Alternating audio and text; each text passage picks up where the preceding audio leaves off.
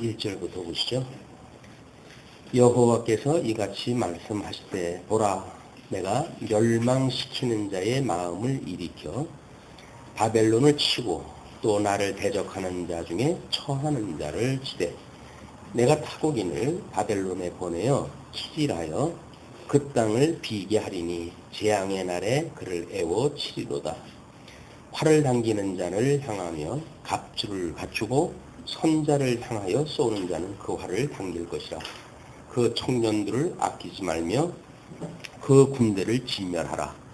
무리가 갈대아인의 땅에서 죽임을 당하여 엎드러질 것이요 그 거리에서 찔림을 당한 자가 엎드러지리라 하시도다. 우리 51장은 50장에 이어서 바벨론에 대한 보수 예언입니다. 이게 이제 역사적 배경을 우리가 또 이해를 갖다 해야 아마 오늘 예레미야는 51장, 52장으로 해서 끝이 날 것 같은데요. 자, 지금 이스라엘 국가, 우리 예수님 오시기 전입니다. 이스라엘 선민 국가를 하나님께서 우리 모세 오경에서 언약한 대로 창건케 하시고 그리고 남북으로 나누어 주시게 하시고 북쪽 이스라엘은 이제 그 북왕조는 멸망을 하게 하시고 나중에 남쪽 유다를 바벨론의 포로로 끌어가게 했다고 하는 사실을 지금 예언하는 내용이거든요. 이때에 이 북쪽 이스라엘, 이 북왕조는 하나님께서 아수르라고 하는 제국을 통해 가지고 이를 멸망을 시켰어요. 북왕조는. 그리고 남쪽 유다가 포로로 끌려가기 바로 얼마 전에 여기에 백성들만, 북왕조의 백성들만 남쪽 유다 사람들하고 함께 한 민족이 되어지는 통합의 승리를 갖다 해가졌다. 우리가 이렇게 확인을 갖다 했습니다. 그래 놓고 바벨론의 포로로 끌려가게 될 것이고 거기 끌려가게 되면 너희들 70년 동안 이제 거기에 포로 생활을 해야 된다. 그러나 하나님께서 여기에 그냥 두지 아니하시고 너희를 회복하게 하신다. 라고 이제 예레미야가 예언을 갖다 했던 거거든요. 물론 이것은 우리 예수님이 오실 것에 대해서 모형적으로 또 예표적으로 보여준 거란 말이에요. 그죠? 이 구약성경이라고 하는 것은 예수님이 말씀하신 것처럼 이는 나에 대하여 증거한 것이다. 이렇게 이야기를 하니까 구약성경의 모든 것들은 예수님에 대한 이야기예요. 그런데 그 예수님이 물론 이제 실제적으로 이 약속대로 해가지고 성육신 하시고 그리고 고난을 받으시고 십자가에 죽으시고 그리고 나중에 다시 부활하시는 이걸 우리가 실체적이다 이렇게 이야기를 했어요. 실체. 그러니까 모형적인 거는 선민 국가라고 하는 보이는 이스라엘 국가를 통해서 이렇게 계시를 하셨지만 이것은 실체적으로 신령한 그런 그 입장에서 봤을 적에는 우리 메시아가 이 땅에 이렇게 오실 것과 그리고 성천하셔서 이분이 성천하시고 성령 하나님을 보내주셔가지고 주님의 몸된 교회를 창립해 하시고 그리고 창립되어진 교회를 하나님께서 고난을 받게 하시다가 그 다음에 이제 대환란을 맞게 하시는 이런 가운데 하나님께서 새하늘과 새 땅을 이렇게 내려주신다. 새하늘과 새 땅을 내려주신다. 라고 하는 하나님의 나라에 대한 문제이게. 이거는 이제 주님의 몸된 교회지요. 교회. 이거는 예수 그리스도의 사건이고. 그러니까 우리는 지금 예레미야서를 공부하고 있지만 이 예레미야서는 예수님이 오셔가지고 여기서 약속한 대로 우리 지상사역에서 약속한 대로 주님의 몸된 교회를 섭리해 가실 거예요. 이걸 이제 창립케 하시고 그리고 끝까지 견인을 갖다 해 가실 터인데 이 끝까지 견인하시는 이 과정을 통해 가지고 우리가 어떻게 지금 우리가 이렇게 발을 땅에다 디디고 사는 이 세상 속에 하나님께서 여전히 지금 우리와 함께 하시는가를 깨닫고 그분을 경외하는가의 문제가 우리 신앙생활이란 말이에요. 그러니까 지금 우리 예수님께서 이 마지막 때 이때 예수님이 오셔가지고 초림으로부터 이 재림 때까지를 이걸 말세라고 이야기를 해요. 이게 말세. 그러면 이 말세 중에서도 뭐 이제 우리 이 요한계시록에 의할 것 같으면 아주 종말에 대한 그 이야기가 언급되어져 있지 않습니까? 그러니까 요한계시록의 그 상황이 요한계시록의 상황은 지금 로마 제국의 큰 박해 아래 있는 성도들에게 여전히 우리 주님은 살아계시고 주님께서 새하늘과 새 땅을 도래해 줄 거야 라는 것으로 지금 예언이 되어져 있단 말이에요. 그래서 이때 사용되어진 용어가 전부 이 구약의 선지서의 이야기들을 빌려가지고 써요. 구약적 용어를 그냥 빌려다 쓴단 말이에요. 왜냐면 예수님이 오실 때 그 유대인들은 이스라엘 성경에 대해서 해박한 지식을 가지고 있었으니까 그 구약적 이야기를 가지고 최종적인 세상의 종말을 이야기할지라도 그 사람들 그걸 알아들었어요. 이게 무슨 내용인지. 그러니까 요한계시록의 공부는 요한계시록만 공부해가지고는 안 되는 거예요. 이미 모든 선지서로부터 모형적으로 어떻게 이 선지서의 활동을 통해가지고 이 선민국가의 말기 현상이 어떤 고난 중에 있는데 심지어 바벨론의 포로가 끌려갔지만 여전히 너희들을 언약하셨던 그 하나님은 살아계시고 살아계신 하나님이 너희들을 회복해 주실 거야 라고 하는 약속의 말씀이기 때문에 이 약속의 말씀으로 바벨론의 포로로 끌려간 백성들도 지금 위로를 받고 살아가는 거 아닙니까? 소망을 가지고 이 회복의 때를 소망을 가지고 살아가는 일이기 때문에 주님의 몸된 교회 생활할 때 행할 때 뭐 지금 교회는 적어도 어린아이로부터 80이 가까운 어르신까지 지금 병원에 대한 문제로 해가지고 언급이 되어지고 그러는데 이 전부 고난의 이 성도의 삶이라고 하는 것은 전부 고난의 삶입니다. 이거를 우리가 하나님의 나라, 이게 영원한 하나님의 나라를 하나님 약속한 대로 이걸 소망으로 보고 살아갈 수 있도록 하나님께 섭리하시는 것이 뭐냐면 주님의 몸된 교회를 고난 속에서 집어드신다는 거예요. 그래야 하나님밖에는 바라볼 수가 없으니까 이 땅이 잘 되고 잘 돌아가게 되면 굳이 이제 우리 예수님 오실 걸 못 기다려요. 그냥 여기서 우리끼리 잘 먹고 잘 살면 되지. 그러니까 주님의 몸된 교회가 대형화되어지고 뭔가 교조화되어지고 뭔가 복을 갖다 빌어주는 이런 일로 만연하다는 그 이야기는 성경에서 이야기하고 있는 예수의 고난과 죽으심, 고난과 환난, 유수와 이 분국과 유수 이런 어떤 성경이 말하고자 하는 예수 그리스도의 고난에 대한 이야기가 다 배제되어진 거예요. 그럼 우리는 신앙생활을 한다고 하지만 신앙생활이 아니라 우리 대한민국의 기독교가 들어온 지 한 100여 년 넘었지만은 그때부터 만들어진 어떤 교조, 기독교는 이런 거야 라는 것을 그냥 나는 그걸 믿어. 이걸 교조로 믿는단 말이야. 이렇게 되어지는 거야. 교회는 이렇게 가는 거야. 신앙생활은 이렇게 하는 거야. 라고 어떤 형식화되어져 있는 걸 우리가 그냥 몸소 행하는 것이 신앙생활이라고 생각이 드는데 이때 이 포로로 끌려갔던 이스라엘 백성들의 상황이 여전히 그랬어요. 나라는 남북으로 갈렸지만 남쪽 유다는 이제 나쁜 왕이 들었을 적엔 몰라더라도 그래서 선한 왕이 들어서게 되면 성전에 가서 제사가 회복되어지기도 하고 그런 그 일이 있었어요. 그런데 이사야서로부터 이야기할 때 하나님이 하시는 말씀은 나는 너희들이 드리는 제물로 해가지고 입에서 이 코에서 냄새가 난다. 내가 배가 불렀다. 그 이야기예요. 형식적인 이야기를 하나님께서 지금 배격하는 일이거든요. 이거는 지금 우리가 몸담고 있는 교회 생활에서도 마찬가지로 형식적인 것들을 하나님께서 보실 때에 난 너 그런 생활 싫어. 이렇게 이야기를 하시는 거란 말이에요. 그래서 우리들한테 이렇게 고난을 주신다는 이야기는 이게 하나님 앞에 소망을 두지 않는 한 우리한테는 어떤 위로도 없구나 라는 말씀을 깨닫게 하시기 위한 은혜의 섭리예요. 이걸 무조건 오고 그냥 고난만 피하게 해주세요라고 하는 개념이 아니라 우리 주님께서 가르쳐 주셨던 기도처럼 우리를 이렇게 시험에 들게 하지 마시고 예수를 믿는다고 한다면 고난에 이렇게 당하지 않을 수가 없어요.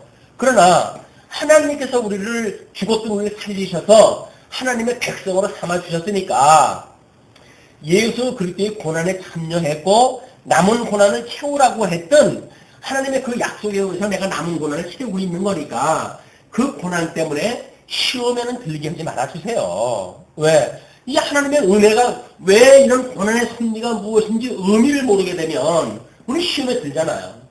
그러나 하나님께서 왜 이런 고난을 주셨을까? 이거는 우리 예수 그리스도만 바라보고 하나님만을 바라봐야 된다고 하는 우리의 신앙적인 어떤 충격을 주기 위한 섭리란 말이에요. 우리의 마음을 지금 노끌렸다 하시는 거예요. 우리의 마음을 두들기시는 거예요. 내가 지금 문 밖에 있다. 나를 받아들여라. 근데 우리 예수를 받아들이지 않고 형식을 받아들이고 있으니까 신앙생활이 건적이 짝이 없는 거예요. 그냥 형식으로 그냥 이렇게 흘러가니까.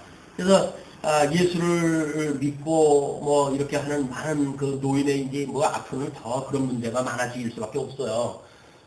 노령화되어지고 있는 한국 사회에서 과연 노인들이 예수를 믿는다고 하는 그런 걸로 해서 담대한 믿음을 가지고 소망 가운데 살아갈 수가 있는지 아니면 그냥 세상 사람들하고 똑같이 믿으나 안 믿으나 그냥 형편 좋으면 히히하하 이렇게 하다가 없으면 또 코가 빠지고 절망하고 이렇게 해가지고 뭐 전혀 예수 그리스도나 하나님은 없는 거야. 경건의 모양은 있지만 경건의 능력이 없는 이런 그 사회가 말기적 현상이란 말이에요. 그래서 지금 뭐 우리 얼마 전에 이제 그 노인학에 대한 것도 한번 살펴보고 그랬지만 어떻게 보게 되면 한국 교회의 노령기에 지금 접어든 상황이에요 지금. 이런 거는 우리가 제대로 이 분별을 내지 못하게 되면 그냥 큰 어떤 물결 속에 문화라고 하는 대한민국을 이끌고 있는 문화 속에 우리는 그냥 둥실둥실 떠갈 수밖에 없어요. 세상을 거슬려가지고 나는 그리스도인이기 때문에 그렇게 못 살아. 이런 어떤 담대한 대응적 가치를 가지고 실현하지 못하고 그냥 세상 문화에 휩쓸려갈 수밖에 없단 말이에요. 근데 이런 거를 우리가 비록 구약성경을 공부하고 있지만 이런 신약성경까지 전체의 의미를 가지고 구약성경을 공부해야 구약성경을 공부하면서 나의 문제로 와닿지. 그냥 이스라엘 역사가 이랬다라고 한다면 현실적인 나의 문제하고 뭘 상관이 있어요. 그냥 우리는 절대 객관적인 진리에 대해서만 확인하게 되어지지 주관적인 우리의 믿음에 대한 것을 분별할 수 있는 기회가 없으니까 이렇게 구약 선민국가의 말기적 현상을 선지자들이 지금 무엇라고 이야기했는가라고 하는 사항을 통해 가지고 지금 주님께서 여전히 성령을 보내주셔가지고 주님의 이 말세적 현상이 어떠한지 종말적 그런 그 상황이 어떠한지 이걸 어둠의 문화가 만연한데도 불구하고 끊임없이 말씀으로 우리한테 이거 보여주시고 계시니까 이걸 깨닫는 일이야말로 복 있는 자들의 특별한 일이다. 근데 유감스럽게도 이렇게 소수가 모여가지고 이런 공부를 또 한다는 이야기는 다른 사람들이 보게 되면 웃을 일인지도 모르죠.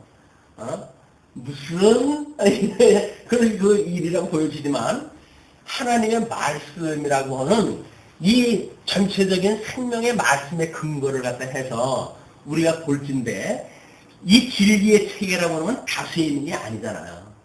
그냥 이 다수의 문화, 세속적이고 어떤 교조화되어져 있는 문화 속에서 그 껍질을 깨고 나오는 사람들, 그 사람들만이 생명을 누리는 자들이에요.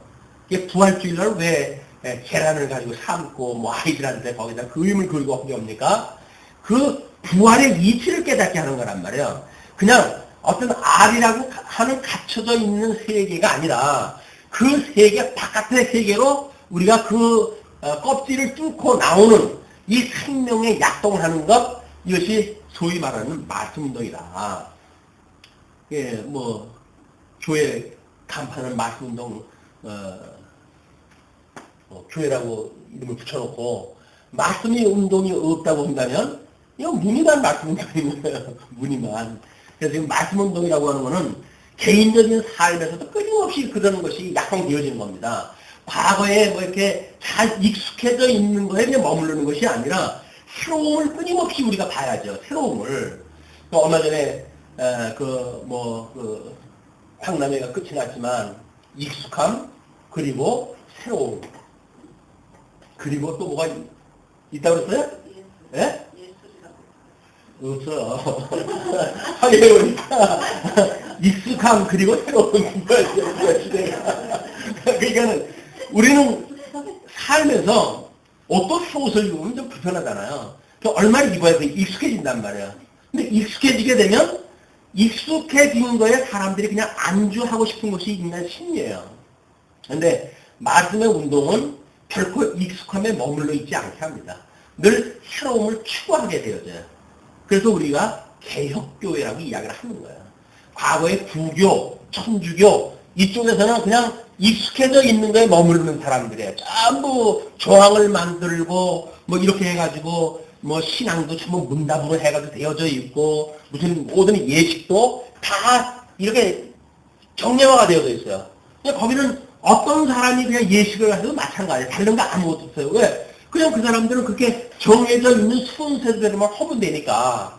근데 개혁교회, 그것이 아니라고 해서 개혁을 한 교회는 끊임없이 개혁을 지향하다 해야 돼요.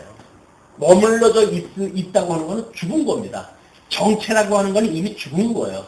정체로부터 세워지는 일은 지금 비록 이 이스라엘 역사를 통해서 우리가 확인했다 하고 있지만 이것까지 염두에 두시고 요걸 갖다 공부를 더 하셔야 된다. 끊임없이 반복되어지는 이해입니다.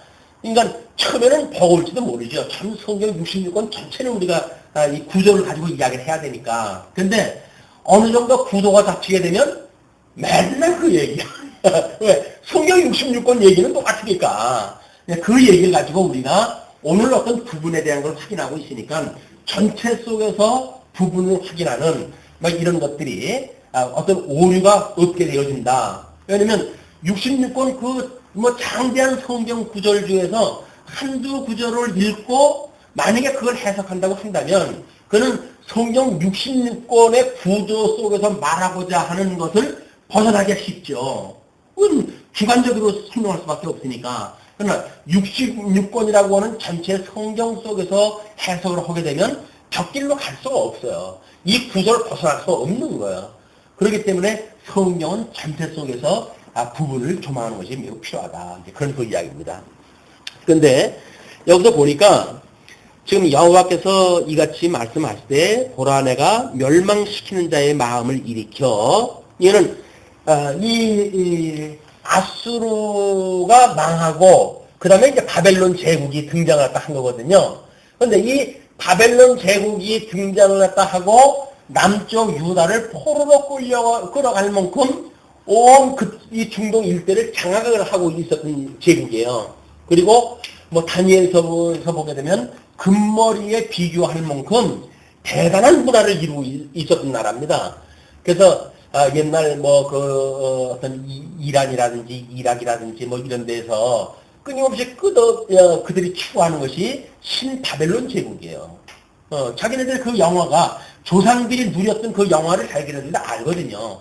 이런 영화를 누리려고 나름대로 제국화하고 이렇게 되어지는데 미국이라고 하는 나라가 자꾸 간섭을 했다 하고 그래가지고 흐트러지고 이렇게 되어졌지만 언젠가는 이 사람들이 이 꿈을 이제 실현하려고 노력을 하지요. 지금도 끊임없이 이제 그걸 노력을 하고 있습니다. 그래서 종말 쪽에 와도 이 바벨론 제국의 멸망에 대한 걸 이야기하는 그거는 이것이 하나님의 선민 국가를 포로로 끌어가고 성전을 불태웠던 이런 아주 나쁜 세력의 대표적인 세력이기 때문에 그렇게 이야기를 하는 거예요. 근데 이 바벨론 제국 다음에 지금 메데라고 하는 제국이 새로운 그런 큰 일대를 장악하고 있었고 이 메데 다음에 이제 바사, 페르시아 제국이 등장을 하게 되어지는데 먼저 시간에 이야기를 했죠. 메데와 바사는 연합체제다. 그래서 이 바사의 고레스 임금이 메데 그 왕의 사위예요, 사위. 그러니까는 다니엘에서 보게 되면 메데 왕 아무게라고 하는 것이 자꾸 언급되어지는 것은 바사 왕에 의해서 이게 너희들은 돌아가도 좋다라고 하는 선언이 되어졌음에도 불구하고 왜 메대 왕이 이름이 자꾸 등장하는가라고 하는 그 이야기는 역사적으로 배경이 이렇기 때문에 그렇다고 이야기죠. 그리고 이제 헬라 제국이 등장을 하고 그리고 이 헬라 제국이 4개의 나라로 분국이 되어진 뒤에 예수님이 오셨을 당시에는 로마 제국이 지금 이 이스라엘에 있었던 나라 전체를 장악하고 있었던 거 아니에요. 그러니까는 이것은 제국의 역사입니다. 제국의 역사. 이스라엘이라고 하는 손바닥만한 나라를 중심으로 해가지고 얼마나 이웃의 강대한 세력을 통해가지고 하나님께서 언약대로 이루어 가시는 것을 역설적으로 설명하고 한단 말이에요. 만약에 하나님께서 창건했던 다윗 왕국, 그 다윗 왕국이 창대케 되어져 가지고 스스로의 힘으로 여기까지 오게 되어지게 되면 하나님은 그렇게 우리가 소망의 대상이 안 될지도 몰라요. 왜? 인간들이 잘 살면 그렇게 되어지니까 안 된다는 거예요. 하나님께서 이스라엘을 우리 다윗 임금 때 40년, 솔로몬 때 40년, 그래서 달랑 80년만 이 아주 찬란한 어떤 창건의 역사를 갖다 주셨고 나머지는 전부 나라가 찢어지고 외침에 의해서 고난을 당하고 기근과 가문 또는 이 질병 또는 전쟁 이런 거는 고난이 끝인 세월이 없어요. 그러니까 이 고난이 끝이지 아니하는 그런 가운데 이 사람들이 바라보는 것은 하나님께서 이 약속하신 대로 지금 이 이스라엘 국가를 창건해 주셨으니까 창건되어진 그 나라를 주님께서 회복해달라고 하는 걸 소망을 가질 수밖에 없잖아요. 우리 예수님께서 주님의 몸된 교회를 창건케 하셨으니까, 이 창립케 하셨으니까 창립되어진 교회는 오직 주님께서만 붙들어 주셔야 이것이 끝까지 갈 수가 있어요, 주님. 라고 믿고 사는 것이 성도들의 이게 믿음이라고 이렇게 이야기를 했잖아요. 죽었던 우리를 살리시는 것만 믿음이 아니라 살아난 우리가 장성한 예수 그리스도의 형상을 닮아가는 성화되어지는 모든 과정들이 믿음으로 되어진단 말이에요. 믿음으로. 왜? 천상에 계신 그리스도께서 성령을 보내주셔가지고 이렇게 이루어진다고 하는 사실이 믿어지니까 우리가 하는 것이 아니라 주님께서 우리들에게 믿음을 주어가지고 믿음의 열매로 우리를 살아가게 하시는 거예요. 믿어지는 거대로 살아가는 거예요. 우리 예를 들어서 아마 주일날 오후 시간에 그 토론을 하는데 장모님에 대해서 어떻게 했으면 좋겠는지 구체적인 답을 받고 싶다고 이렇게 이야기했잖아요. 제가 그 답을 시험에 안 들었으면 좋겠지만 살고 싶은 대로 사세요. 그래서 살고 싶은 대로 사세요. 왜냐하면 내가 믿음이 적은데 만약에 장모님을 모셔야 되는 입장인데 장모님이 별로 그렇게 중요치 않아. 그렇다고 한다면 할 수 없이 남도 아니고 이거 형편이 안 되니까 내가 모셔야지 당위 때문에 모신다고 한다면 두고두고 집사람을 들들 볶을 거예요. 내가 어떻게 했는데 내 피부티도 아니고 니네 엄마한테 내가 어떻게 숨겼는데 근데 나한테 이렇게 네가 할 수가 있어? 라고 이야기 아니겠어요? 꼭 그 사람한테 그렇게 하세요라고 그러면 나중에 그 원망이 누구한테 들어와요? 이 목사 나보고 그렇게 하라고 해서 그렇게 했더니 이렇게 되셨을 때 그럴 거 아니겠어요? 근데 만약에 정말 내 사랑하는 아내의 부모다. 그러기 때문에 나의 부모와 마찬가지다. 라고 하는 믿음이 있다고 한다면 부모처럼 섬기죠. 그럼 누가 시키지 않아도 그렇게 섬긴다고요. 그런데 믿음은 없고 그렇게 믿어지지도 않아. 부인의 아버지 어머니가 나의 아버지 어머니를 믿어지질 않아. 그런데 어떤 세상의 이목이 무서워가지고 그렇게 해야 된다고 한다면 그게 얼마나 무거운 짐이에요, 짐이. 그게 이 신앙생활이 아니다. 그게 신앙생활의 이 본질은 하나님을 주시는 믿음으로 살아가는 거지. 그게 그렇게 믿어져서 하나님께서 저 여자는 나하고 짝 맞춰주는 하나님께 짝을 맞춰주는 사람이로구나 라고 믿어져야 상대편 부모도 그것이 같은 맥락 속에서 이해가 되어지지. 재수 없어가지고 내가 어떻게 눈이 멀어가지고 저 여자를 만났다 라는 생각을 가지고 있다고 한다면 산통 다 깨지는 거죠. 무슨 장인 장모를 갖다가 터 같은 거 모시는데 무슨 의미가 있어요, 그게. 이런 그 의미가 마치 우리 신앙생활도 똑같은 양상으로 돌아간단 말이에요. 이게 정말 믿음으로 살아가는가 아니면 어떤 형식 논리에 의해서 세상의 이목 때문에 그렇게 살아가야 되는지 그걸 우리가 종교회라고 이렇게 이야기했잖아요. 종교생활. 이 종교생활과 신앙생활은 끊임없이 구분이 돼야 돼요. 이 종교생활이라고 하는 거는 어떻게 보게 되면 익숙함이에요. 익숙함. 이건 뭐 전에 가서도 우리가 108배를 갖고 한다. 다른 거 필요 없잖아요. 그냥 108번 그냥 잘만 하면 돼요. 아주 익숙해 이것만 하면 돼요. 근데 거기에 만약에 불교에서 말하고 있는 법이 뭐냐 라고 하는 걸 깨달으려고 한다면 이건 익숙한 가지고는 안 된다는 거예요. 끊임없이 우리한테 새로움을 추구하는 이 익숙해져 있는 원리가 무엇인지 그 이론 세계가 뭔지 법의 이치가 뭔지 이걸 추구하지 않으면 안 되는 거예요. 그러니까 우리가 이렇게 모여가지고 성경 공부를 판서갖다 해가면서 하는 이유가 우리가 이 익숙한 종교 생활에 머무는 것 이걸 경계하기 위함이다. 끊임없이 깨어나가지고 우리 뭐 자꾸 깨어나라 그러잖아요. 내가 어디 졸았나? 왜 주님께서 자꾸 나보고 깨어나라고 그럴까? 그 이야기는 익숙함에 있다고 하는 것이 잠들어 있다 이렇게 표현하다 한단 말이에요. 그러니까 이 새로움으로 깨어나는 것이야말로 이 생동, 살아있는 그런 그 생명력이다. 그런 그 이야기죠. 그러니까는 이렇게 바벨론을 치고 또 나를 대적하는 자 중에 처하는 자를 치되 내가 타국인을 바벨론에 보내어 메대와 바사겠지요. 그 바벨론에 보내어 치질하여 그 땅을 비게 하리니 재앙의 날에 그를 애워 치리로다. 그래서 그 나라를 멸할 것을 약속을 갖다 하셔요. 그러면서 그들을 무너뜨리는 그 장면을 이렇게 소개합니다. 활을 당기는 자를 향하며 갑주를 갖추고 선자를 향하여 쏘는 자는 그 활을 당길 것이라. 그 청년들을 아끼지 말며 그 군대를 진멸하라.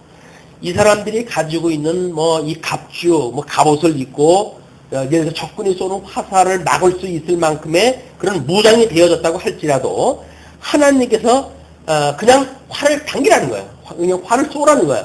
그러면 하나님께서 아무리 자기들 인간적으로 방패옷을 입었다고 하더라도 우리 역사서에서 가끔 그런 그 예가 들잖아요. 우연히 쐈던 화살이 그냥 그 사람의 어떤 그런 그 무장되어져 있는 빈틈을 갖다 찔러가지고 죽게 만드는 거야. 하나님가 허시면. 그렇기 때문에 인간이 무엇을 막는다고 하는 인간이 막는다고 하는 이런 거 행위는 하나님께서 깨뜨리게 되면 이건 깨져버리는 거예요.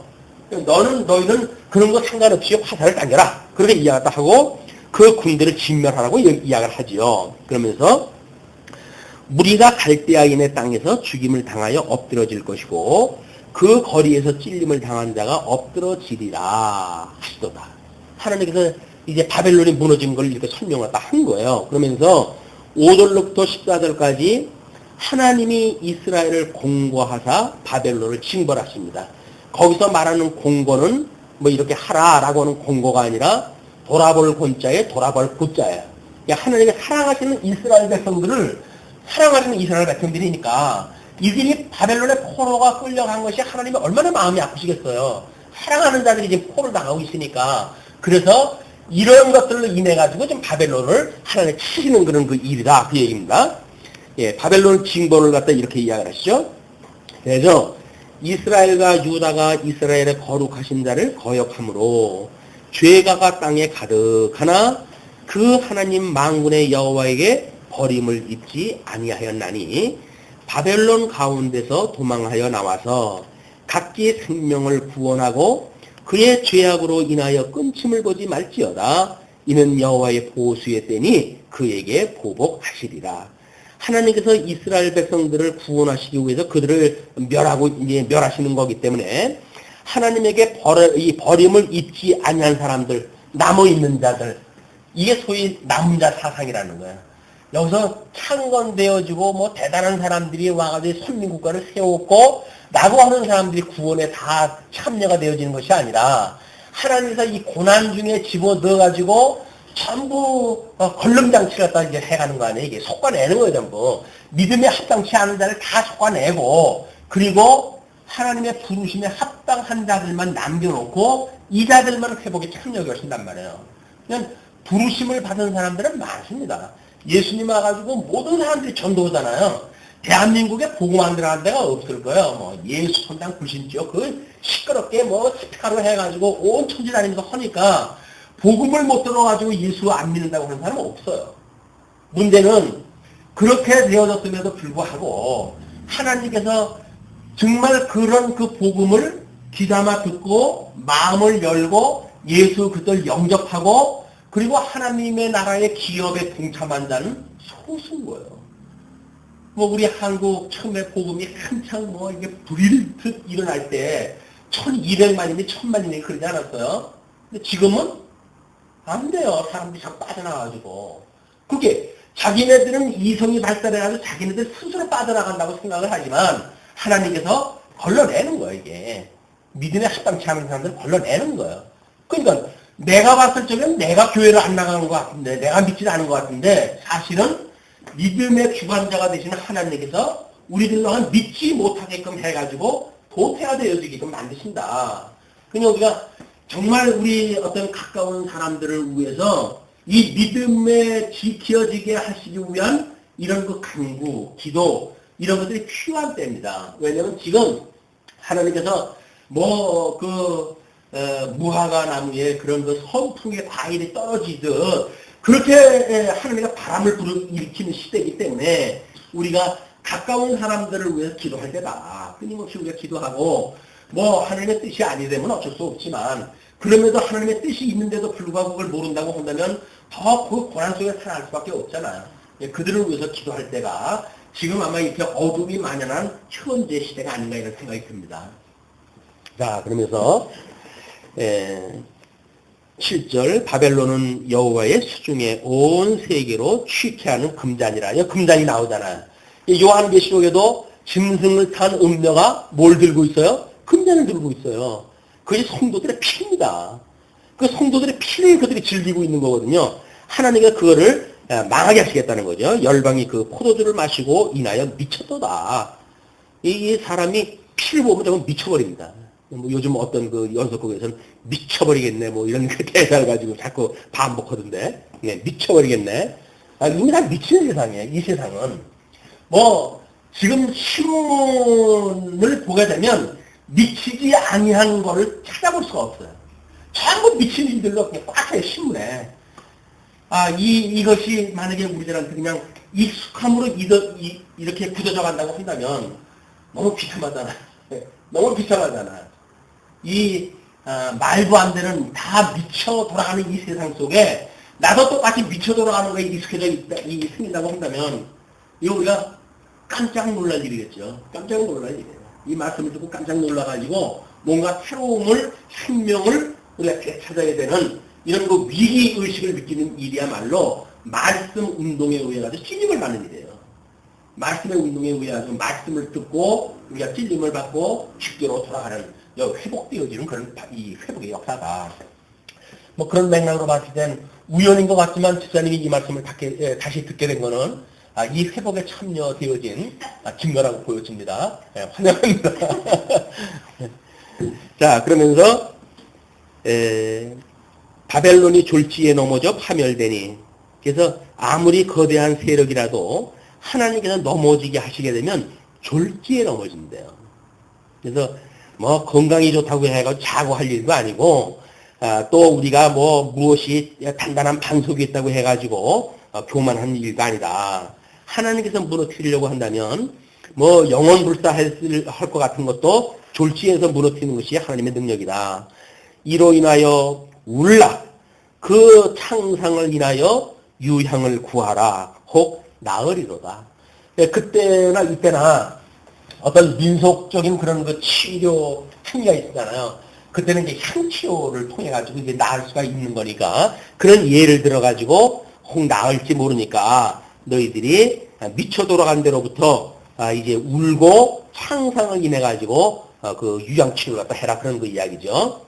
예, 우리가 바벨론을 치료하려 하여도, 바벨론은 치료하려 하여도 낫지 아니한즉 버리고 각기 고토로 돌아가자. 그 화가 하늘에 미쳤고 궁창에 달하였음이로다. 결국 이 바벨론의 멸망은 우리 이 49장까지는 바벨론이 멸망되기 이전에, 그때는 그 이스라엘 국가의 인접국가 애굽, 에돔, 모압과 암몬, 이쪽에 베니게야, 이렇게 해가지고 이쪽에 전 이스라엘을 둘러싸여 있는 모든 있는 나라를 지금 멸망에 대한 걸 얘기를 하다 했단 말이에요. 그래 놓고 이제 머리에 대한 근본적인 그 세력을 멸망시키겠다, 이렇게 이제 약속을 딱 한 거니까, 이때도 마찬가지로 끊임없이 쫄챙이 귀신들이 우리를 갖다 시험을 갖다 하죠. 그래서 미혹을 갖다 하고 먹거리를 앞에다 흔들어대면서 이거 너 내 말 들으면 이거 주지라고 이걸 자꾸 미혹을 갖다 한단 말이에요. 그럼 말기적의 어떤 요한계시록의 아주 심각한 상황 때까지 가게 되면 그런 정도가 아니에요. 예수 믿으면 죽인다고 해요. 예수 믿으면 죽인다고. 지금 우리 예수 믿으면 자유로울 것 같고 성경책도 자유롭게 볼 수 있을 것 같잖아요. 근데 성경책 하루에 한 번씩이라도 이렇게 열어보십니까? 아니면 7인으로 봉함됐습니까? 이건 봉함이라고 하는 것이 열쇠 채워놔도 봉함이 아니라 이 세속의 문화, 이 사단의 세계가 우리로 하여금 혼잡한 어떤 이런 삶으로 우리를 갖다 끌고 가기 때문에 성경을 열어볼 수 있는 마음 자체도 안 주는 거예요. 하나님 말씀을 들을 수 있도록 안 남기는, 그렇게 허락을 안 한다니까요. 그게 소위 성경을 봉함시키는 일이에요. 그걸 7인으로 해가지고, 요한계시록에서는 그렇게 설명이 되어지지만, 그 방식은 지금도 마찬가지로 하나님과 봉함되어져 있는 성경책을 우리는 수십 권 그래도 집에 가지고 있죠. 그래서 구역예배 드리게 되면 성도님들이 성경을 안 가져와도 다 집에 걸로 볼 수 있게끔 돼 있어요. 그만큼 성경이 많아요. 이때 예수님 오셨을 당시에 성경이 기록이 되어지고 초대교회 때는 수억을 들여 성경 한 권을 봤다는데 지금 집에 몇 권씩이나 성경이 있으니까 성경이 없어가지고 못 봤다고 하는 핑계를 대지 못하도록 하나님께서 자꾸 우리가 선물해가지고 성경을 받게 만드셔요. 그리고 너 성경 없어가지고 성경 못 읽었다는 소리 허들이 많아. 하나님이 우리한테 그렇게 하신단 말이에요. 이게 우리 가을을 맞이했으니까 먼지 쌓여져 있는 성경책을 보시게 되면 먼지 털어내고 당장이라도 성경을 다시 한번 가까이 하는 이런 아름다운 가을 계절이 되어졌으면 좋겠습니다.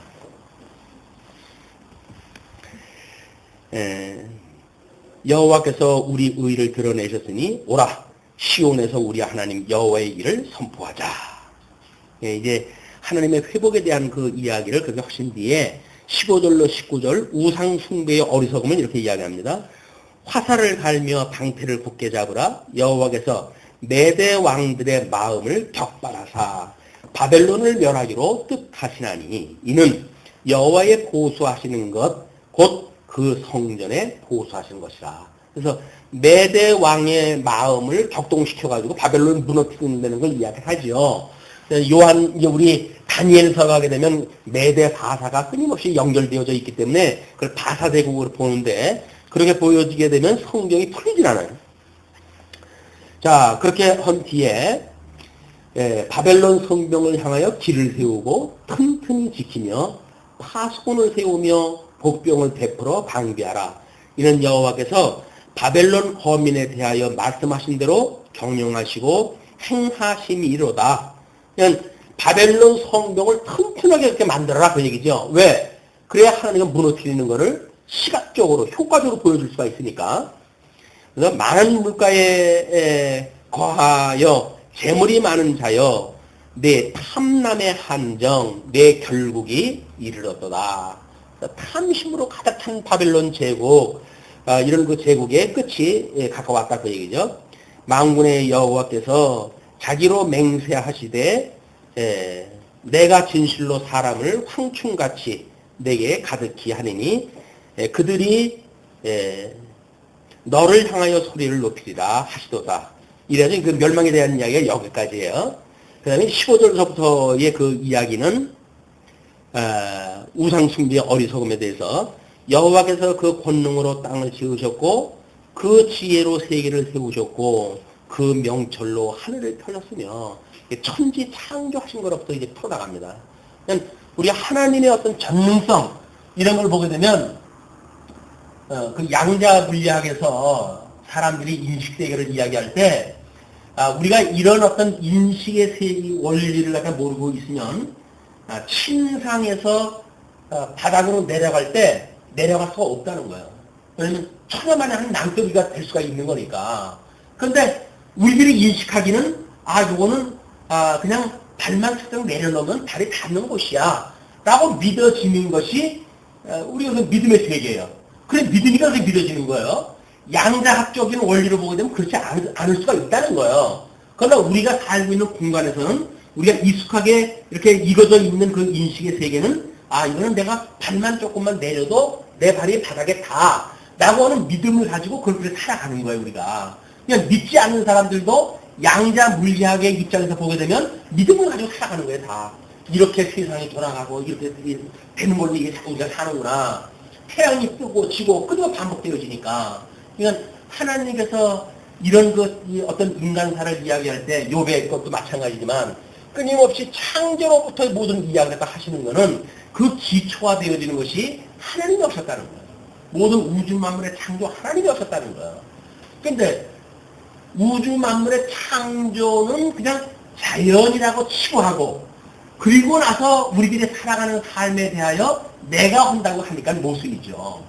천지 창조를 내가 했고 내가 혼자 내 의지를 가지고 살아간다고 한다면 얼마든지 그 논리가 맞아요. 그럼 이미 이 천지 창조는 다 되어져 있는 거니까 자연이라고 우리가 치부를 하잖아요. 그래놓고 인간의 의지를 이야기하니까 그 의지가 맞지 않는 거다. 자, 그러면서 이제 그가 목소리를 발하신즉 하늘에 많은 물이 생기나니 그는 땅 끝에서 구름이 오르게 하시며 비를 위하여 번개하게 하시며 그 곳간에서 바람을 내시거늘 사람마다 우준하고 무식하도다. 이것이 에덴에서 추방되어진 타락된 인간들이 가지고 있는 이성세계라고 그러지 않았어요. 우준하게 되어진 것이. 그리고 하나님에 대해 알지 못하는 무식한 이런 그것이 타락되어진 인간이니까 무식하도다. 금장색마다 자기의 만든 신상으로 인하여 수치를 당하나니 이는 그 부어 만든 우상은 거짓이요 그 속에 생기가 없음이라. 그것들은 헛것이요 망령 때에 만든 것인즉 징벌하시는 때에 멸망할 것이나 야곱의 분깃은 이같이 아니하시니 그는 만물의 조성자요 이스라엘은 그 산업의 지파라. 그 이름은 만군의 여호와시니라. 이거는 하나님께서 하시는 일이 창조 사역이 있고 그리고 섭리 사역이 있다고 이렇게 우리가 이야기를 했잖아요. 그러니까 우리들의 지금 섭리사 하나님께서 우리 인생에 살아가는 일들 또는 모든 역사 이런 것을 섭리사란 말이에요. 근데 이 섭리사는 창조 섭리라고는 대전제 위에 이게 만들어지는 일들 아니겠어요? 하나님께서 여섯째 날까지 하나님께서 이 천지를 창조하시고 그리고 일곱째 날 쉬셨어요. 일곱째 날 쉬셨는데 쉬게 하셨는데 우리들로 하나님도 쉬고 우리들로 에덴 동산에 살게 하신 거 아니겠어요? 그런데 불순종 갖다 해가지고 우리가 타락이 되었단 말이에요. 그래서 하나님께서 언약을 하시고 그 언약대로 이루시는 우리 양대의 복과 나라를 하나님께서 약속을 하셨으니까 이 복과 나라라고 하는 양대 언약을 이루어 가시는 것이 하나님께서 해가시는 역사예요. 지금 우리가 이것이 천지를 지으신 하나님께서 이렇게 만들어 가는 것이로구나, 이렇게 나를 섭리하시는구나 이렇게 깨달아져야 되는데 우상을 숭배하는 자들은 창조되어진 것 중에 일부를 가지고 자기가 그걸로 신상을 만들어서 자기가 섬기니까 그게 이게 의미가 안 맞는단 말이에요. 자기가 만약에 창조한 걸 믿는다고 한다면 믿을 수가 있겠죠. 그러나 창조되어진 나무 조각을 깎아가지고 우상을 만들어 놓고 그리고 그 우상이 복진다고 이야기를 하니까 그게 얼마나 웃기는 이야기였어요. 지금도 마찬가지입니다. 오늘 신약 성경에 와가지고 우상을 탐심이라고 그러잖아요. 탐심은 곧 우상 숭배다 이렇게 이야기를 하지 않습니까? 그러면 하나님께서 천지 만물을 다 창조하신 하나님께서 만사를 언약대로 이루어 가시는데 우리의 욕심이 무엇인가를 이룰 수 있다고 믿어지기 때문에 우리는 고민이란 말이에요. 아니 그렇게 우리 내 욕심대로 되는 게 아니더구나. 이걸 일찍이 깨닫게 되어지게 되면 참신 부릴 이유가 없지요. 그러나 어렸을 때부터 울면 밥 주고 뭐 울면 젖 줬잖아요. 우리 엄마가 울면 젖 주고 돈 달라고 그러면 떼쓰고 돈 주고 이렇게 하는 걸로 우리가 이게 몸이 굳어져 왔으니까 뭔가 졸르면 이게 되는구나 이렇게 해가지고 이 탐심을 채워가는 것이 나로부터 뭐가 시작되어진다고 우리가 오해하니까 하나님께서 만들어 놓은 자연물을 가지고 우상을 숨기는 일이 되어진다. 그런데 이제 그 모든 것들은 다 하나님께서 헛것이고 징벌 하실 때에 멸망하실 것이다 이렇게 이야기를 하지요. 그러니까 그 20절로 23절 그 하나님의 도구였던 바벨론이다 이렇게 이제 규명을 하는 거예요. 바벨론조차도 여호와께서 가라사대 너는 나의 철퇴 곧 병기라 내가 너로 열방을 파하며 너로 국가들을 멸하며 내가 너로 말과 그 탄자를 부수며 너로 병거와 그 탄자를 부수며 너로 남자와 여자를 부수며 너로 노년과 유년을 부수며 너로 청년과 처녀를 부수며 너로 목자와 그 양떼를 부수며 너로 농부와 그 멍에소를 부수며 너로 방백들과 두룡들을 부수리로다. 결국 하나님께서 그 바벨론에게 주어졌던 그때 당대의 이 금으로 비유할 정도로 뭐 강력한 제국 또 뭐 부유한 나라 경제적으로 정치적으로 사회적으로 뭐 어디 부을 곳이 없는 나라를 세운 것은 이렇게 열국을 치는 도구로 삼았단 말이에요. 도구로. 마찬가지죠. 지금 우리 살아가는 이 세상도 하나님께서 나의 주어진 모든 은사, 은혜의 선물, 이 은사는 하나님께서 주신 거라고 하는 감사와 그리고 이 감사에 의해 가지고 우리가 이 감사의 행위로 믿음의 행위가 나오는 일로 우리가 뭐 나눔의 역사가 이루어지고 그러는 거 아니겠어요.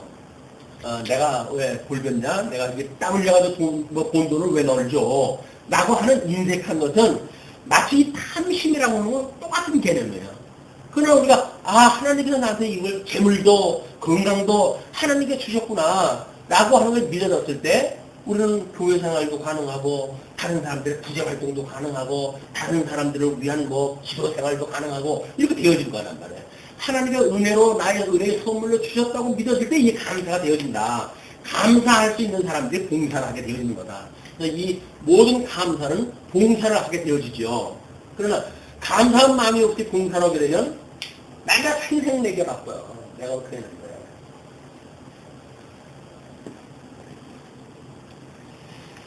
자, 이제 그러면서 40절 24절로 40절 바벨론이 보응받는 것을 이렇게 이야기를 합니다. 네?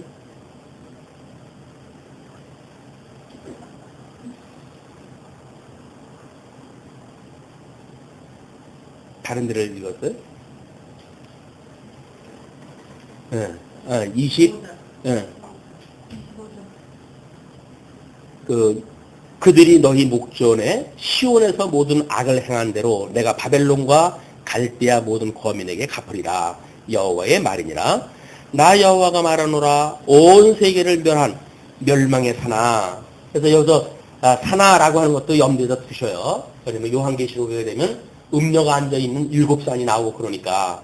여기서 말하는 그 멸망의 산은 성이 하도 바벨론 성이 높아가지고 우리가 성을 높은 걸 갖다가 옛날에 명박 뭐라고 그리고 트레이너로 해가지고 뭐 데모대 막아놓고 이렇게 한 거를 그렇게 비유도 하고 그랬잖아요. 마찬가지로 이런 그 일이 뭐냐면 너무 아주 큰 거대한 성을 만들어놨다 그 얘기죠. 그래서 지금 그런 사나 보라 나는 내 대적이라. 나의 손을 내 위에 펴서 너를 바위에서 굴리고 너로 불탄 산이 되게 할 것이니 사람이 내게서 진모퉁이 돌이나 기슭돌을 취하지 아니할 것이요 너는 영영이 황무지가 될 것이니라. 여호와의 말이라. 그러면서 27절 땅에 길을 세우며 열방 중에 나팔을 불어서 열국을 예비시켜 그를 치며 아라랏과 아라랏은 우리 노아 방주가 머물렀던 산이라고도 창세기에 나와 있죠. 민니와 아스그나스 나라를 불러 모아 그를 치며 대장을 세우고 그를 치되 사나운 황충같이 그 말들을 몰아오게 하라. 그래서 뭐 황충 이런 것들도 전부 요한계시록에 나온 단어니까 그런 개념을 자꾸 익혀둬야 요한계시록이 이상하게 풀리질 않아요. 열국 곧 메대인의 왕들과 그 방백들과 그 모든 두령과 그 관할하는 모든 땅을 예비시켜 그를 치게 하라. 땅이 진동하며 고통하나니 이는 나 여호와가 바벨론을 쳐서 그 땅으로 황무하여 거민이 없게 할 경영이 섰습니다. 하나님께서 이미 그렇게 계획이 있었으니까 그렇게 해라. 그런 그 이야기죠.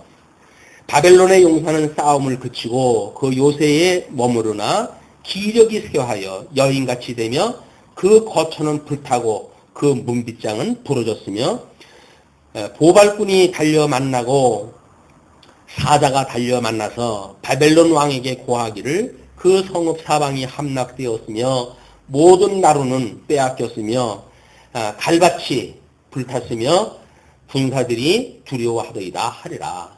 들리는 보고마다 옛날에는 승전고가 들려왔다고 한다면 지금은 전부 패망에 대한 비극의 소식만 지금 들려오는 소식이 소개가 되어지는 겁니다.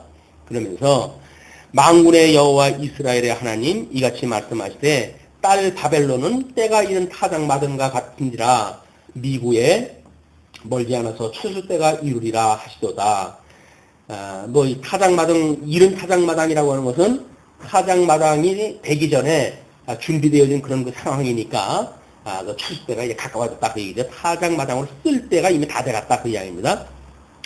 바벨론 왕 느부갓네살이 나를 먹으며 나를 멸하며 나로 빈 그릇이 되게 하며 용같이 나를 삼키며 나의 좋은 음식으로 그 배를 채우고 나를 쫓아내었으니 나와 내 육체에 대한 잔악이 바벨론에 돌아가기를 원한다고 시온 거민이 말할 것이요 내 피 흘린 죄가 갈대의 거민에게로 돌아가기를 원한다고 예루살렘이 말하리라.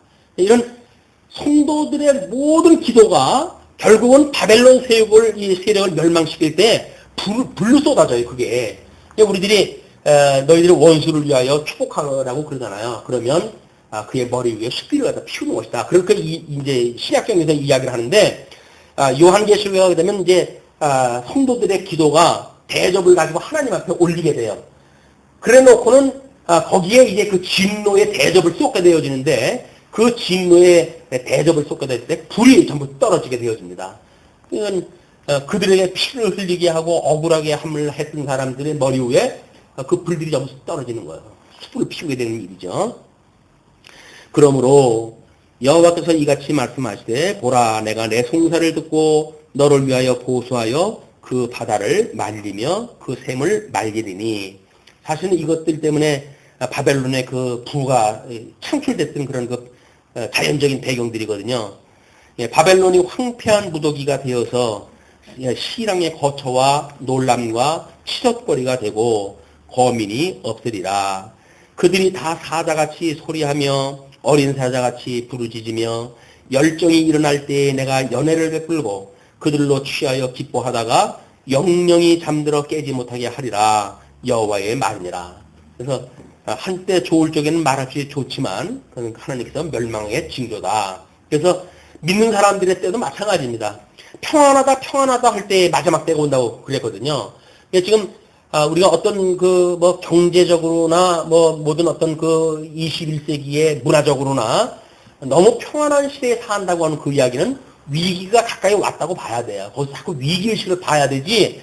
야, 이 좋은 세상을 내가 이렇게 만났으니까 기왕이면 100세, 120세 내가 살아야지. 이렇게 말하는 거는 이 잘못 세상을 읽어내는 방법이란 말이야.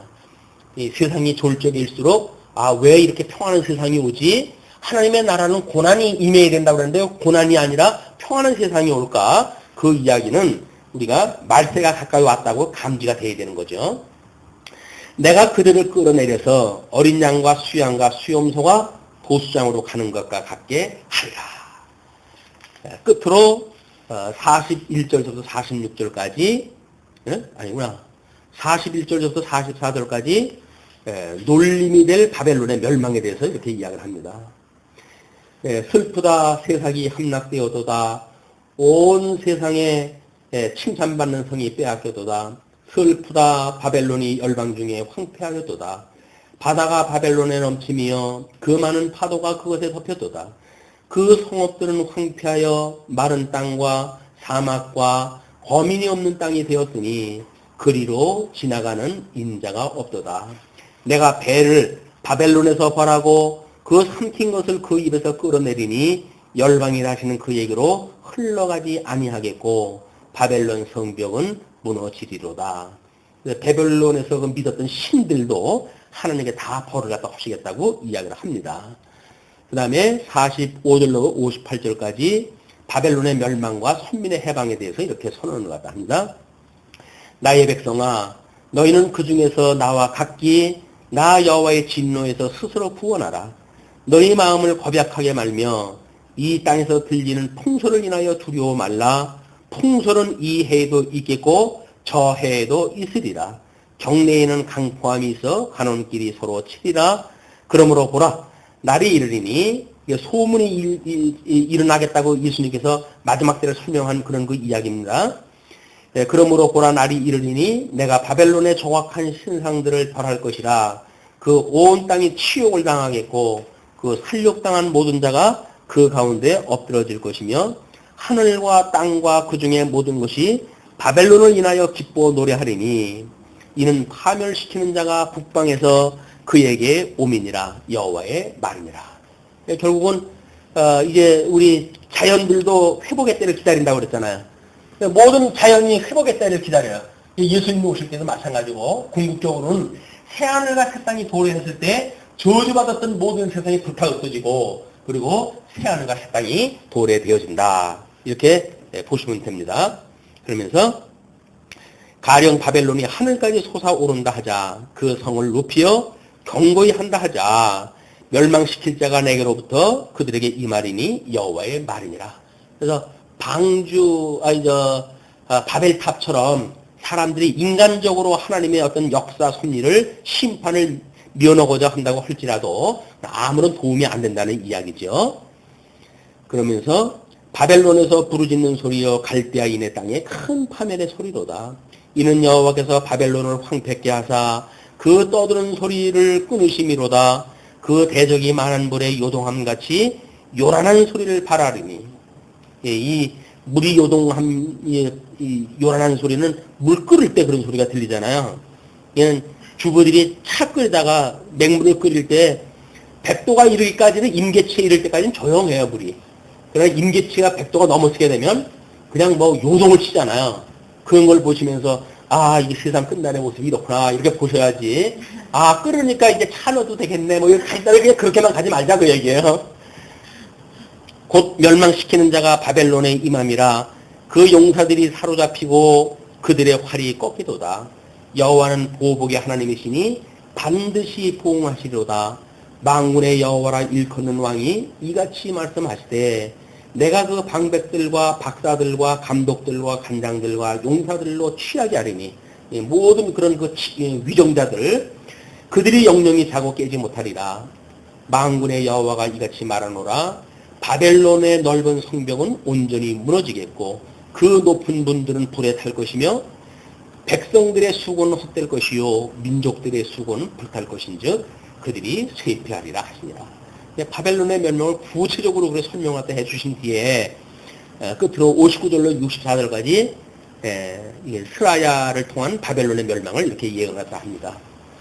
유다 왕 시드기야 4년에 이거는 이제 마지막 그 멸망되어지기 한 8년 정도 이거 전에 이 사건입니다. 마세야의 손자 네리야의 아들 스라야가 왕과 함께 바벨론으로 갈 때 그때 바벨론으로 왜 갔냐면 바벨론 왕이 바벨론을 배반했다고 하는 어떤 오해를 가지고 있기 때문에 그걸 이제 풀러가는 거예요.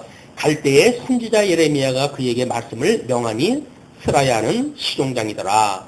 예레미야가 바벨론에 임할 모든 재앙 곧 바벨론에 대하여 기록한 이 모든 말씀을 한 책에 기록하고 예레미야가 스라야에게 이르되 너는 바벨론에 이르거든 삼가 이 모든 말씀을 읽고 말하기를 여호와여 주께서 이곳에 대하여 말씀하시기를 이 땅을 멸하여 사람이나 짐승이 거기 거하지 못하게 하고 영영이 황폐케 하리라 하셨나이다 하라. 이렇게 선언해라 그 이야기죠. 그러면서 너는 이 책을 읽기를 다한 후에 책에 돌을 메어 유브라데 하 속에 던지며 말하기를 바벨론이 나의 재앙 내림을 인하여 이같이 침륜하고 다시 일어나지 못하리니 그들이 쇠퇴하리라 하라 하니라. 여호와의 말이 이에 마치니라. 이 예레미야가 지금 그 사신으로 가는 그 스라야한테 거기 가가지고 그걸 다 읽으라는 거예요. 다 읽고는 그 책을 유브라데 하수에서 던져드려요. 돌로 매가지고 다시 다른 나라를 볼 수 있게끔. 그거는 이 바벨론의 저주를 갖다 했던 예언의 말씀이 변치 않을 것에 대한 선언이죠. 꼼짝없이 바벨론은 망할 수밖에 없게 되어진 거예요. 예. 52장 1절은 예레미야의 말이 이제 마쳤으니까, 예언이 마쳤으니까, 마친 그 이야기대로, 예언되어진 대로 어떻게 역사가 이루어졌는지에 대한 걸 지금 약술되어 주고 있습니다.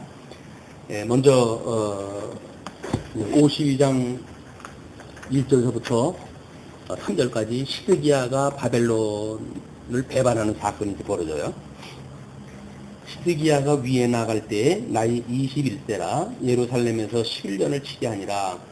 그 모친의 이름은 하무달이라 림나인 예레미야의 딸이더라. 시드기야가 여호야김의 모든 행위를 본받아 여호와 보시기에 악을 행한지라. 여호와께서 예루살렘과 유다를 진노하심이 그들을 그 앞에서 쫓아내시기까지에 이르렀더라. 그게 이제 다란 거죠. 시드기야가 바벨론 왕을 배반하며 시드기야 9년 10월 10일에 바벨론 왕 느부갓네살이 그 모든 군대를 거느리고 예루살렘을 치러 올라와서 그 성을 대하여 진을 치고 사면으로 흉벽을 쌓으며 성이 시드기야 왕 11년까지 에워싸였더니 그 4월 9일에 성중의 기근이 심하여 그 땅 백성의 식물이 지나였더라. 그는 9년 10월에 와가지고 11년까지 갔으니까 상당한 그 긴 시간이 지금 포위가 되어져 있으니까 먹을 음식이 다 떨어진 거죠. 예, 갈대아인이 그 성읍을 에워쌌더니 성벽을 깨트리매 모든 군사가 밤중에 두 성벽 사이 왕의 동산 견문 길로 도망하여 아라바 길로 가더니 갈대아인의 군대가 시드기야 왕을 쫓아가서 여리고 평지에서 미침해 왕의 모든 군대가 그를 떠나 흩어진지라. 그래서 위기가 당하게 되면 다 흩어지게끔 돼 있는 겁니다. 예수님이 십자가에 못 박아 죽임을 당하실 때에도 제자들이 다 뿔뿔이 흩어지잖아요. 그러면은 사랑이라고 하는 것은 결국 진리 안에서 함께 기뻐하는 일이거든요. 그냥 함께 있다고 하는 것이 그리스도 안에 함께 산다고 하는 것이 이게 얼마나 큰 행복인지 모르죠. 이게 흩어졌다. 예수님의 어떤 그런 그 안에 있지 아니하다라고 하는 그거는 저주받는 일이기 때문에 이 왕을 수종해준 자들도 다 이래요. 세상에서도 마찬가지죠.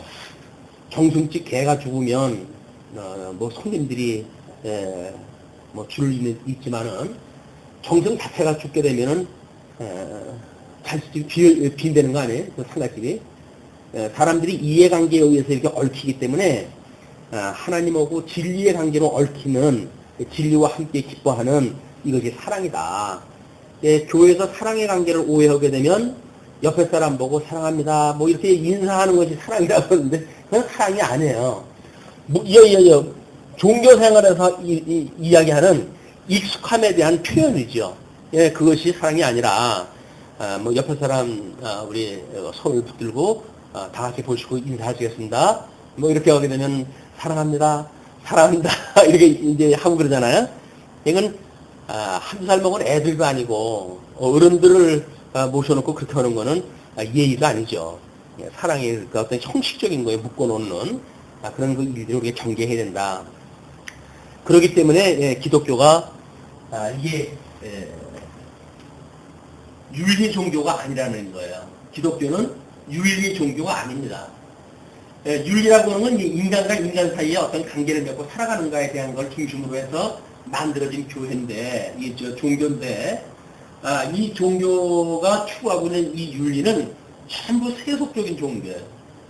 세속적인 종교. 그러니까는 여기서 말하는 그 기독교에서 성경적인 기독교에서 말하는 이 종교라고 윤리라고 하는 그 이야기는 믿음의 행위를 말하는 거야. 믿음의 행위. 그러니까 행위는 여기도 있죠. 여기도 있고 기독교 안에도 있어요. 그러나 이 종교에서 말하는 윤리는 이게 당이기 때문에 하지 않으면 안 되는 일이에요. 하지 않으면 정죄가 되어져요. 그러나 기독교에서는 믿어지기 때문에 믿음의 분량에 맞춰서 흑금 되어졌어요. 지나지도 않고 미치지 못하지도 않는 거예요. 믿음이 어린 사람한테 자꾸 무거운 짐 지어놓는 이야기는 믿음의 행위를 하지 말고 세속적인 이런 그 윤리를 행하라는 이야기예요. 왜냐면 당리에 의해서 교회를 나오면 이렇게 해야 되는 거예요. 그러니까 이렇게 하셔야 돼요. 라고 하는 일들은 자기가 믿어져서 하는 것이 아니라 그렇게 해야 되기 때문에 하는 거예요. 그러니까 무겁죠. 근데 우리 기독교에서 성경적으로 하는 그런 그 행위는 믿음의 결과적인 행위다. 믿어지기 때문에 하기 때문에 기쁘고 즐거워요. 아무리 힘든 일을 갖다 해도 기쁘고 즐거울 수밖에 없죠. 믿어지니까 하는 거니까. 믿어지지 않는 건 교회에서 하면 안 되기 때문에. 믿어지지 않는데 해가지고 괜히 옆에 있는 사람들 내가 어떻게 했는데 네가 그럴 수가 있느냐 뭐 이러면 원망하고 이거는 이 믿음의 분량을 모르기 때문에 그러는 거예요. 믿음이라고 하는 건 철저히 믿음의 분량에 의해서 하기 때문에 다른 사람 정죄할 이유가 없어요. 아니, 하나님께서 선물로 주신 믿음만큼 그가 살아가는데 그걸 뭘 잘했니 못했니 해가지고 자기가 마치 하나님이나 됐냐 거기에서 판단한다는 이야기는 그게 오히려 범죄행위예요. 이 기독교에서 말하는 판단은 오히려 자기가 행위가 얼마나 돋보이는 행위를 했는지 모르지만 자기의 그 행위를 기준으로 해가지고 형제를 비판한다는 이야기는 기독교에서는 그걸 범죄라고 그래요. 여기서는 그런 거하고 상관없어요. 그냥 눈에 보이는 당위에 의한 윤리가 있느냐 없느냐만 보는 거예요. 그러니까 마음에 맞지 않는 게 있다고 한다면 왜 그렇게 못하냐 이렇게 책망을 볼 수밖에 없지요. 그거는 종교 생활에서 나타나는 현상이다. 그래서 우리가 신앙생활이 건강한지 건강하지 않은지를 보게 되면 건강한 사람은 결코 다른 사람을 판단하지 않습니다. 왜냐하면 믿음만큼 사니까. 아니 1만 달란트 탕감받은 사람이 100대나 좀 빚진 자를 갖다 어떻게 빚을 갚으라고 할 수가 있어요.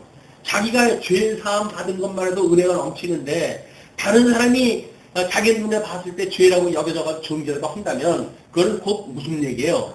무서운 얘기입니다. 나는 예수 그리스도의 구속을 믿지 않아요. 라고 하는 신앙 고백이라고요. 그렇잖아요.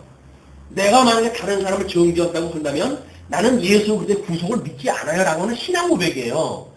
엄청난 일인지 모르니까 다른 사람을 판단하고 비판하고 비난하고 하는 일들이 나타나는 거죠. 하나님을 믿는다고 하는 그 이야기는 이게 믿음으로 사는 거니까 아유 나도 이 죄인의 괴수 같고 짐승 같은 나고 이런 나를 하나님께서 어떻게 불러내가지고 구원을 시켜주셨나 이 은혜의 감동이 늘 있는데 아니 1만 달러 탕감받은 사람이 100대는 조금 뭐 문제가 있다고 해가지고 뭐 어쩌고 저쩌고 한다는 이야기는 한마디로 나는 예수님을 믿지 않아요 라고 하는 신앙고백이다. 무서운 일이에요. 자꾸 경계가 딱 한데도 불구하고 이게 세속에 쩌들어 있으니까 아주 우리 뭐 태어나서부터 이게 뭐 상대적으로 이게 태어나잖아요. 그래가지고 뭐 아무리 형제라고 하더라도 그건 경쟁의 대상이 사랑의 대상 아닙니다. 뭐 형제가 자라나면 뭐 우리가 얼마나 그 형제의 위함이 그런데 이렇게 이야기하는데 그렇게 자라나질 않아요. 자랄 때부터 이미 시샘을 가지고 태어나요. 그래서 젖들 때 또는 그 아우 볼 때 얼마나 시기를 하는데요. 그 어린아이들이. 거기서 무슨 형제를 이야기하고 그 본능에서. 다만 윤리적으로 교육이 되어졌기 때문에 그렇게 돼야 된다고 생각이 드니까 그런 척하면 사는 거예요. 실질적으로 자기한테 불이익이 생긴다고 해보십시오. 그렇게 안 해요. 설마 하니까 그냥 하는 거예요. 단지 했을 때. 이 믿음으로 행위가 나오는 거는 자기가 죽을지언정 자기를 관제물로 드린다 할지라도 사도 바울이 그렇게 이야기를 하잖아요. 그러니까 자기를 불태워가지고 하는 일이지 할 수 있기 때문에 마땅히 뭐 아유 이 정도는 뭐 내가 해도 돼 라고는 남는 거 가지고 하는 게 신앙생활 아니다. 신앙생활은 남는 우스리의 행위가 아니에요. 자기에 있는 생사를 변해내는 행위예요. 근데 그걸 마치 남는 거 적성하는 것처럼 해가지고 교회에 뭐 어떤 내가 일을 한다라고 하는 거는 유감스럽게도 하나님께서 나중에 난 넌 모르겠는데 라고 하시는 일이래요. 난 넌 모르겠다. 그런 주님의 뜻을 우리가 분별을 해야 신앙생활에 좀 더 살아있고 따뜻한 신앙생활이 가능하지. 그렇지 않으면 세속생활로 다를 거 없어요. 똑같아. 다만 이 종교에서 가르치는 어떤 윤리 강령이 있으니까 그 정도의 덕목을 지키는 수준에 머물 수는 있겠지요. 마치 뭐 온 인류를 사랑하는 것처럼. 그러나 그거는 자기의 유익을 위한 거예요. 하다못해 여기서는 구제하는 일도 왜 구제를 합니까? 자기의 유익을 위해서 구제하는 거예요. 예수님이 오셨을 때 그 세 가지의 그 예를 들잖아요. 기도할 때 시장거리에서 그 손을 들고 기도해요. 그러니까 예수님께서 뭐라 그래요? 골방으로 데려가라 그러잖아요. 골방으로 데려가라. 왜 사람 본 데서 그러냐? 전부 사람 본 앞에서 하는 일이래요. 근데 여기는 사람이 본 앞에서 하는 게 아니라 하나님 앞에서 하는 거예요. 그러니까 부족하면 부족한 대로 하나님 앞에서 살아가니까 나는 주님이 이렇게밖에 안 돼요. 그래 내가 너 믿음 그만큼밖에 안 줬단다. 그걸 이뤄가고 살면 되지. 괜히 뭐 다른 사람이 황새걸음 건다고 해도 백새가 황새걸음 걸 수 없잖아요. 이게 어떤 그런 상대적인 비교에 의해서 만들어지는 열등감이 이 신앙생활에서는 그런 열등감이 생길 수가 없어요. 신앙생활을 하면서 열등감이 생긴다는 이야기는 믿음으로 만들어지는 일이 아니기 때문에 그렇다. 또 금식하는 사람들 며칠 굶지도 않았는데 수위를 갖다 굶은 것처럼 해서 인상을 쓰면서 다른 사람에서 우거지상을 쓰니까 머리에 기름 발라요. 예수님께서 머리에 기름 발라요. 또 구제할 때 구제하잖아요. 예수님 왔을 때 구제를 했어요. 그것도 그 시장거리 해가지고 종을 갖다 흔들면서 나한테 오면 구제합니다 해가지고 그 종치는 게 뭐예요? 나를 봐주세요. 나를 봐주세요. 날 보러 와요. 왜요? 구제한다고 이야기해요. 근데 하나님께서 그 구제 오른손이 오고 왼손이 오지 모르게 하라는 이야기예요. 그런데 그렇게 다른 사람 앞에 그냥 자랑을 하지 않고는 견디지 못해. 우리가 자랑할 것은 오직 예수로부터 이분밖에 없어요. 이분이 만들어 주셔가지고 하는 일들인데 뭘 자기 걸 가지고 자랑을 하고 그 다른 사람 앞에 가려면 뻔데기 앞에서 주름 잡는 거예요. 자기보다 더 나은 사람 앞에 가려면 자랑할 것도 못 돼요. 이거 뭐 자랑을 해요. 절대자이신 우리 예수 그리스도 대주주 대신 이분을 우리가 자랑을 갖다 하는 거지 세상에 만들어진 조건을 자랑하는 게 아니다. 자, 그러면서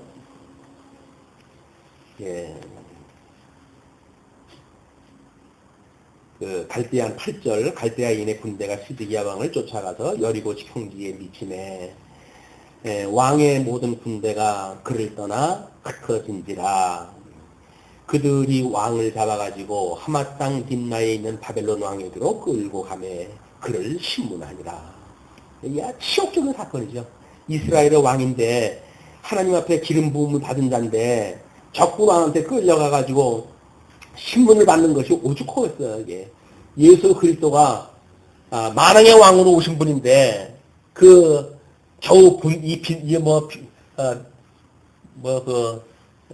자기네들 그 유대 왕이나 로마의 총독이나 그 앞에서 재판을 받는 그 모습이 얼마나 치욕적인 거겠어요. 믿음의 사람들이 평가를 받는 것이 바로 그런 치욕이란 말이에요. 주님께서 나를 갖다가 너를 의롭다고 칭해 주셨는데 감히 누가 나를 갖다 정죄하고 판단하다 하겠어요. 그래서 우리는 치욕감을 느끼게 되거든요. 아니 하나님이 나를 의롭다고 했는데 저 인간 뭔데 나를 갖다 정죄해? 이런 정도 어떤 믿음의 담대함이 있어야 되는데 게임 기가 죽어. 뭐 믿음이 좀 있는 사람이 척하는 사람들이 뭐라고 그러면 아유 나 이게 믿음이 없어가지고 어떡하나 기가 죽고 이렇게 하는데 그거는 믿음으로 서 있지 않기 때문에 그러는 거예요. 믿음으로 서 있는 사람들은 누가 나를 정죄한다 할지라도 주님께서 나를 의롭다고 했는데 누가 나를 정죄합니까? 그런 것들을 단호히 우리가 배척을 할 수가 있어야 되죠. 예, 시드기야 이제 그 바벨론 10절 바벨론 왕이 시드기야의 아들들을 그의 목전에서 죽이고 참한 목볼 일 아니겠어요? 아들들이 자기 목전에서 죽임을 당하는 모습, 아들이 죽는다는 이야기는 자식이 죽는다는 거 자기 가슴에 묻는다는 이야기인데 이거는 자식들을 갖다 다 몰살을 시켜요. 뿐만 아니라 시드기야의 두 눈을 빼고 사슬로 결박하여 바벨론으로 끌어다가 그 죽는 날까지 오게 두었더라. 이게 얼마나 비참한 그 비극입니까? 두 눈이 뽑힌 채로 해가지고 적국에 가가지고 투옥되어져가지고 평생 죽을 때까지 살았던 처참한 모습을 보게 되어집니다. 그러나 12절로 16절 예루살렘 성의 이제 그 파괴가 바벨론 왕 느부갓네살의 19년 5월 10일에 바벨론 왕의 어전 시위대 장관 느부르사라단이 예루살렘에 이르러 여호와의 전과 왕궁을 불사르고 예루살렘의 모든 집을 귀인의 집까지 불살랐으며 시위대 장관을 쫓는 갈대아인의 온 군대가 예루살렘 사면 성벽을 헐었으며 시위대 장관 느부사라단이 백성 중 비난한 자와 성중에 남아있는 백성과 바벨론 왕에게 항복한 자와 무리에 남은 자를 사로잡아 옮겨가고 빈천한 국민을 남겨두어 포도원을 다스리는 자와 농부가 되게 하였더라. 결국은 왕도 잃고 나라도 잃고 하나님의 이름을 두었던 성경까지 다 무너진 거예요. 그것이 이 유수라고 하는 것이 당장 어떤 포로로 끌려가는 단순한 문제가 아니라 하나님의 아들로 오셨던 예수 그리스도가 십자가에 못 박아 죽으시는 사건이에요. 그러니까 제자들이 예수님한테 성전을 자랑하니까 너희들이 그 성전을 헐라 내가 사흘 만에 세우겠다고 그랬잖아요. 그 부활의 사건이 바로 이 무너졌던 성전을 다시 회복하는 역사란 말이에요. 이게. 그러니까 예수 그리스도의 부활을 우리가 거기서 이제 보게 되어지는 거죠. 그러면서 17절로 23절 예루살렘 성전의 회파에 대해서 이렇게 이야기를 합니다. 갈대아인이 또 여호와의 전에 두 녹기둥과 받침들과 여호와의 전에 돛바다를 깨뜨려 그 놋을 바벨론으로 가져갔고 그 녹기둥이라고 하는 것은 야긴과 뭐예요? 야긴하고 또 뭐가 있었죠? 그 녹기둥 이름이 보아스, 야긴과 보아스. 야긴은 하나님이 함께 하신다는 이야기고 보아스는 하나님께 세우신다는 이야기고 보아스는 하나님이 아마 하나님께 힘이 있다. 그걸 지키는 힘이 있다. 이제 그런 그 이야기인데 상징적인 거 아니에요? 그 성전 앞에 그 야긴과 보아스라고 하는 기둥까지 다 이제 부서진 거예요. 그러면서 가마들과 보삽들과 불집게들과 주발들과 숟가락들과 섬길 때에 쓰는 모든 녹그릇을 다 가져왔으며 외정시대 때 마치 우리나라 그 일본이 노숙과까지 집어갔던 그런 그 사건처럼 싹 집어왔어요. 시위대 장관이 또 잔들과 화로들과 주발들과 솥들과 촛대들과 숟가락들과 바리들 곧 금물의 금과 은물의 은을 가져갔는데 솔로몬 왕이 여호와의 전을 위하여 만든 두 기둥과 한 바다와 그 받침의 아래 있는 12노소 곧 이 모든 기구의 놋 중수를 헤아릴 수 없었더라. 물론 이제 에스겔서에서도 이 성전에 대한 모습들이 다시 한번 소개가 되어지고 그렇게 되어지겠지만 이건 요한계시록의 천상에서 보여주는 그런 그 모습과 똑같다. 그래서 성막으로 보여줬던 그 모습은 결국 예수 그리스도에 대한 이야기고 예수 그리스도에 대한 이야기는 요한계시록에 오게 되면 하나님의 형상으로, 나라의 그런 그 형상으로 해가지고 보여주게 되었습니다. 기둥 위에 논머리가 있어 그 고가 5규빗이요 머리 사면으로 돌아가며 꾸민 그릇과 석류가 다 놓으시며, 또 다른 기둥에도 이런 모든 것과 석류가 있었으며 그 사면에 있는 석류는 96이요 그 기둥에 들린 그물 위에 있는 석류는 도합이 100이었더라. 그래서 참 솔로몬이 지었던 아름다운 성전에 모든 문양, 석류, 박물 뭐 이렇게 달아놨던 그런 거 액세서리 이런 것까지 몽땅 다 뜯어가는 일이 벌어진 겁니다. 그러면서 이제 24절로 30절 포로의 수요에 대해서 이렇게 밝혀요.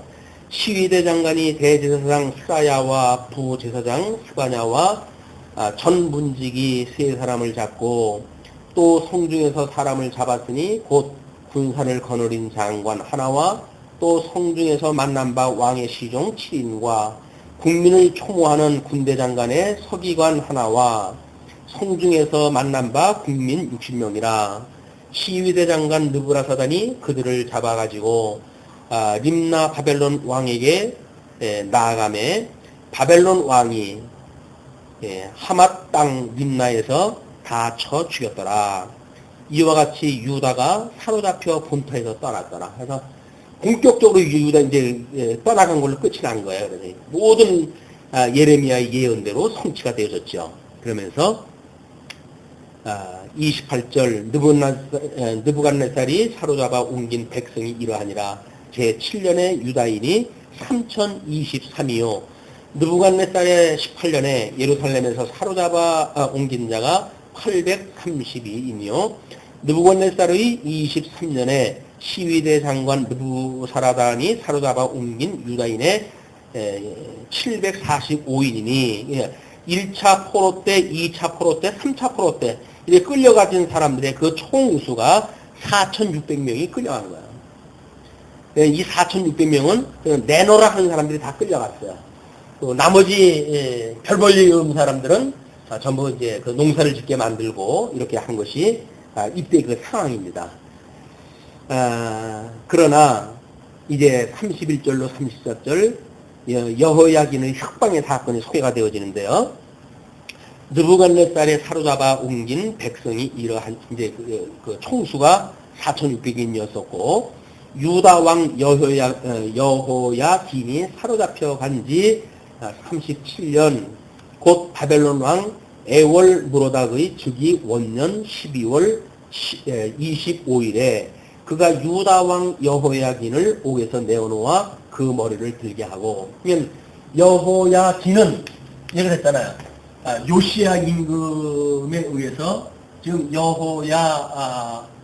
여호야김 그 아들이 여호야긴이에요. 그런데 이 아데리가 여기 요시야의 아들, 그래서 여호야김의 형제가 시드기야였잖아요.